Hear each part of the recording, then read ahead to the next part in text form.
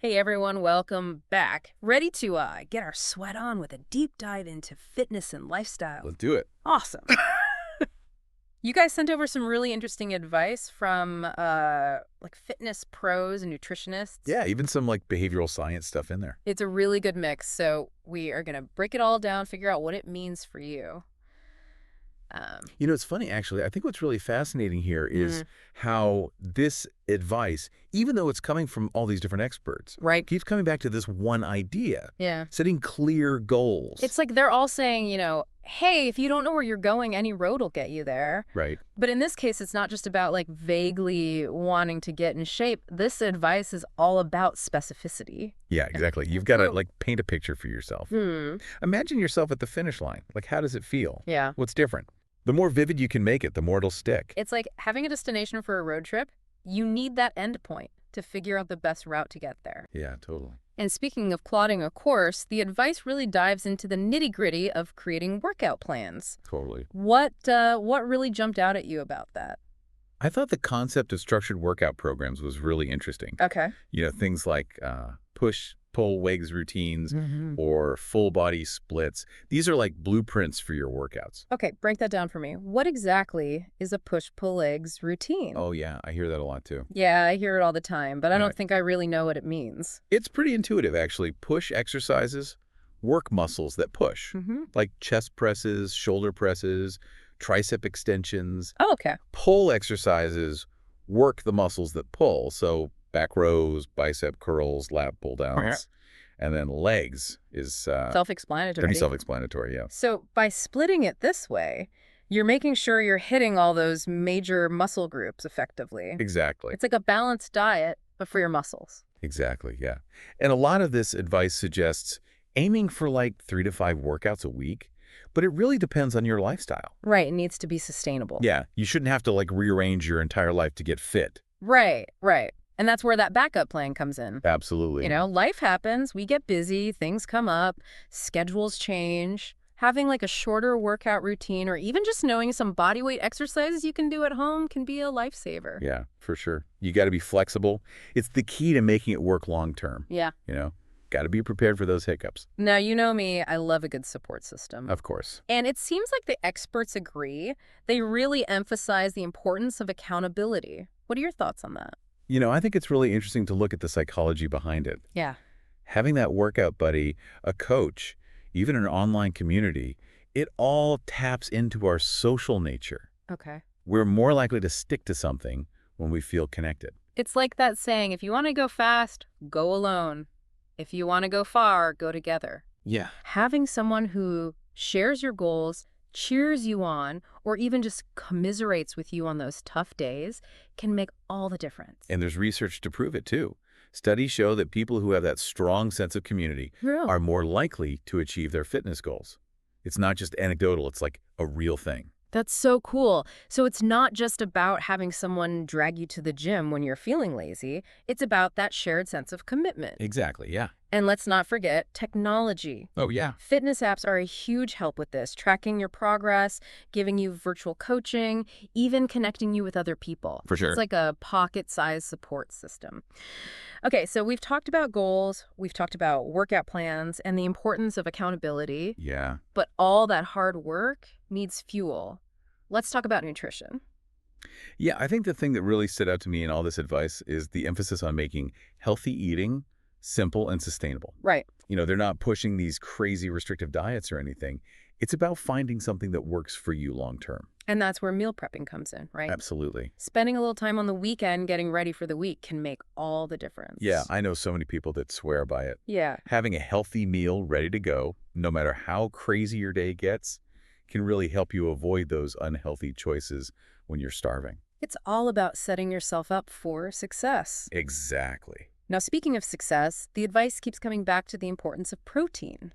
Why is that such a big deal? Protein is essential for muscle growth and repair, Oh, which is super important if you're working out regularly.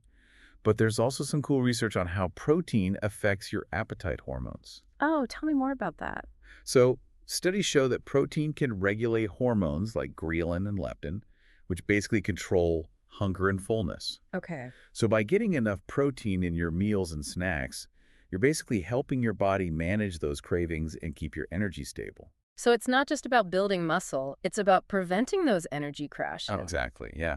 That can The- totally derail your whole day. Oh, yeah. That's really interesting. And that actually connects to another really important piece of advice, which is ditching the all or nothing thinking Yes. when it comes to nutrition. Mm. I mean, we all slip up sometimes. You have a piece of cake at a birthday party, Of course. or, you have a not so healthy meal. It happens. But the key is to not let those slip-ups Right. derail your progress. It's so easy to fall into that trap of thinking, well, I've already messed up today, so I might as well go all out. Oh, yeah. But that can really sabotage your efforts long term. Yeah, absolutely. It's important to understand that one bad meal or even a missed workout doesn't undo all your hard work. Right. Be kind to yourself. Acknowledge the slip-up and get back on track. It's like learning to ride a bike. You're going to fall a few times, but you don't just give up and say, well, I guess I'm not meant to ride a bike. Right, you get back up And you get back on. and try again. That's a perfect analogy. And that actually leads us to another key idea, making fitness enjoyable. Okay. I mean, if you're forcing yourself to do workouts you hate Right. or eating food you find boring, Yeah. how likely are you to stick with it? Not very. So how do we make it fun? What does the advice suggest? Experiment. Yeah. Try different activities. Explore new recipes. Don't be afraid to try something new. Yeah, get out of that comfort zone. You might surprise yourself. Exactly. It's about finding those things that make you want to move, Yeah. make you excited to nourish your body. And don't forget to celebrate your wins, both big and small. Yes. Hit a new personal best in the gym, had a good week of meals, or even just choosing a healthy option when you could have gone the other way. Those are all wins. Celebrating those wins is like giving yourself a pat on the back for a job well done. It reinforces those positive behaviors and keeps you going. Absolutely. Okay, so we've talked about making fitness fun. And now I think it's time to talk about something that's not always so fun, but equally important, and that is sleep and recovery. Yes, it's so important. We often forget about that part. It's easy to overlook when we're so busy, juggling work and family and everything else. But the advice really highlights just how crucial it is for our physical and mental health. Sleep is like your body's repair shop. Hmm. It's when those muscles you challenged rebuild and recover, and when your mind gets to process everything and recharge. So how much sleep are we talking here? What's the magic number? The advice suggests aiming for 7 to 9 hours of good sleep every night Okay. and having a consistent sleep schedule. Even on the weekends, it's best to try to stick to that routine, right? Yeah, our bodies love routine.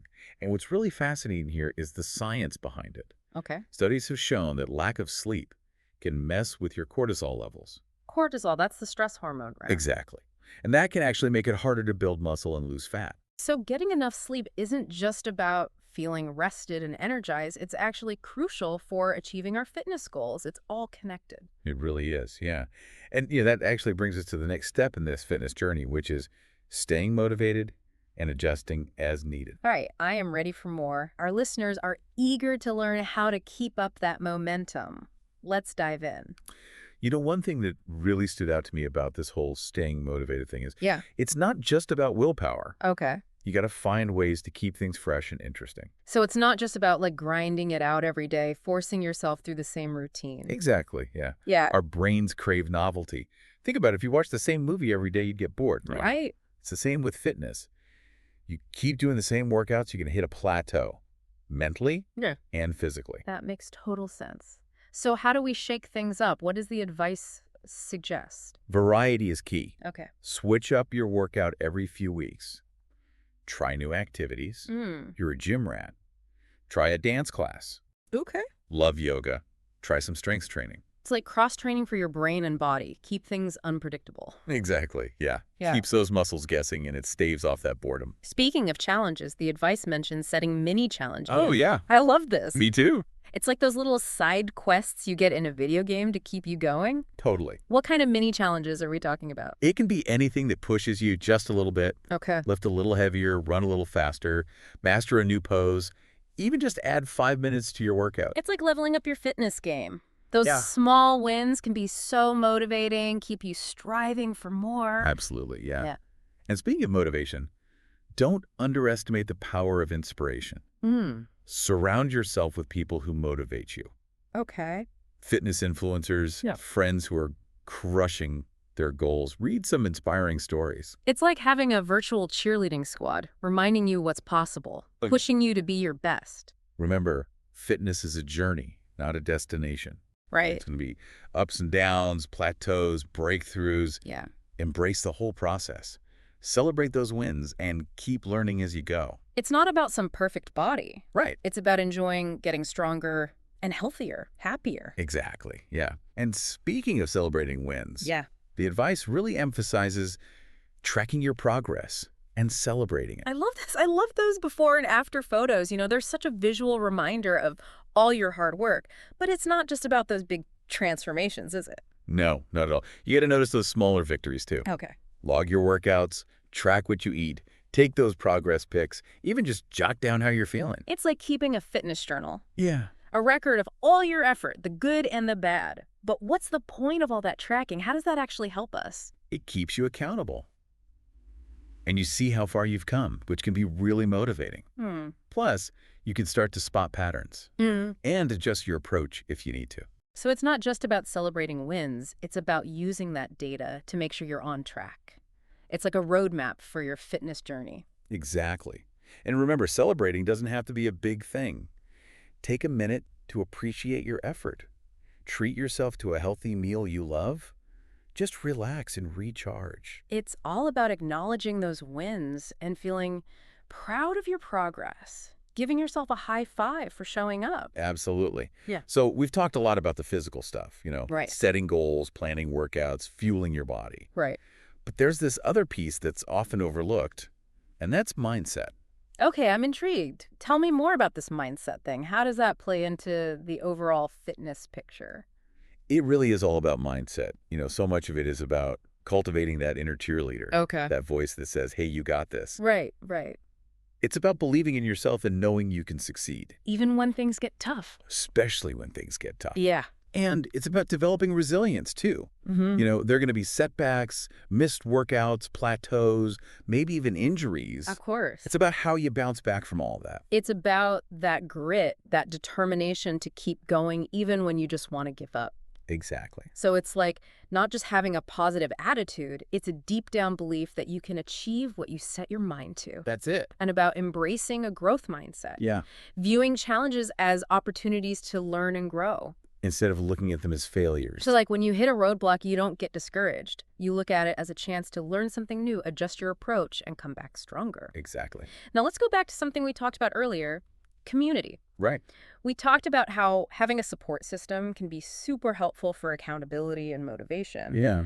But this advice dives even deeper into that whole community It aspect. does, yeah. It talks about finding your tribe, Okay. the people who share your passion for fitness and wellness. Those who get it. Exactly. They understand the ups and downs Right. and celebrate the wins with you. It's like a built-in cheer squad, but they also get it. Yeah. They understand the journey. And it's not just about people who are at the same level as you. It's about surrounding yourself with people who inspire you, push you to be your best, and remind you you're not alone. Creating that sense of belonging, Ah. that shared purpose, that feeling of being a part of something bigger than yourself. Exactly. I love that. Now, speaking of finding what clicks with you, the advice also talks about choosing workouts that you enjoy. Right. This is so important. If you hate going to the gym Yeah. or dread that workout, You're not going to do it. you're not going to stick with it, right? Exactly. It's about finding those activities that make you feel good, energized, empowered.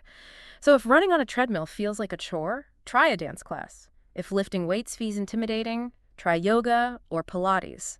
It's about finding what works for you, body and mind. Yeah, totally. And don't be afraid to experiment. Get out of your comfort zone. See what brings you joy. Your fitness routine should be something you look forward to. It should feel like playtime, not punishment. Absolutely. And that goes for nutrition, too. Right.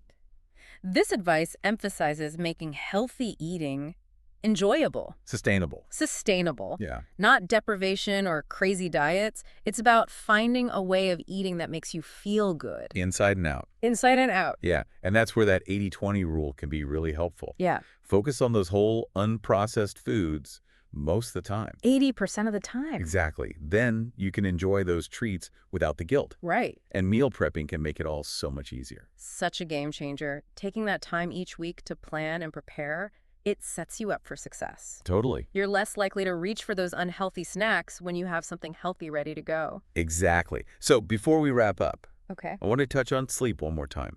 Yes, good point. It's so easy to let sleep slip when we're busy, but this advice really stresses how vital it is. It's like your body's nightly reset. Yeah, It needs that time to repair, process, and recharge. it really is. And this advice recommends 7 to 9 hours a night and having a relaxing bedtime routine. Yeah, a consistent sleep schedule and a good pre-sleep ritual can make a huge difference. So finding that perfect wind-down routine, a warm bath, a good book, maybe some calming music, Whatever works for you. make it part of your evening routine. Exactly. And remember, stress management is huge for sleep, too. Right, right. When you're stressed, that cortisol spikes and that messes with your sleep. So finding healthy ways to manage that stress, exercise, yoga, time in nature, Meditation, it can all help you sleep better. for sure. Okay, so we've covered a lot of ground in this deep dive. We have. We've gone from setting goals and making a plan to finding the fun in fitness and prioritizing sleep. We've explored a ton of strategies for feeling your best. And remember, the key is to find what works for you. Take these tips and make them your own. It's about finding an approach you can stick with. It's about progress, not perfection. Right. Celebrating those wins, big and small, and enjoying the journey. That's what it's all about. Keep moving, keep learning, and keep striving to be your best self. That's a great note to end on. As always, we'd love to hear from you. Share your thoughts and your fitness journey with us on social media using #DeepDiveFitness. And until next time, keep those endorphins flowing.